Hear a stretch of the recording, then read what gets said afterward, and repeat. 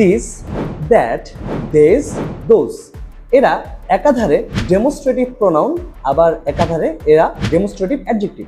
তাহলে এদেরকে কখন আমি ডেমনস্ট্রেটিভ প্রোনাউন বলবো, আবার এদেরকে কখন আমি ডেমনস্ট্রেটিভ অ্যাডজেক্টিভ বলবো?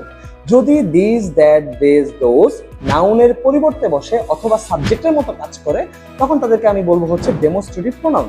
যেমন দিস ইজ মাই বুক, আমরা জানি ইজ হচ্ছে ভার্ব, ভার্বের শুরুতে সাবজেক্ট বসে, আর আমরা জানি সাবজেক্ট হিসেবে সবসময় নাউন বসে, আর এখানে নাউনের পরিবর্তে প্রোনাউনটা বসছে। তার মানে এই দিসটা হচ্ছে ডেমনস্ট্রেটিভ প্রোনাউন, কারণ এখানে নাউনের পরিবর্তে দিস বসছে।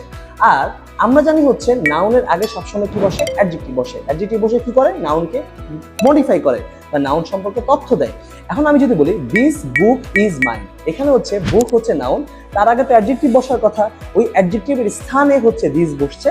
তার মানে এখানে দিস হচ্ছে অ্যাডজেক্টিভের মতো কাজ করতেছে। তার মানে দিস বুক ইজ মাইন, এইখানে হচ্ছে দিস ডেমনস্ট্রেটিভ অ্যাডজেক্টিভ, আর দিস ইজ মাই বুক এইখানে দিস হচ্ছে ডেমনস্ট্রেটিভ প্রোনাউন। অ্যাডমিশনের জন্য খুব গুরুত্বপূর্ণ, কাজে লাগবে।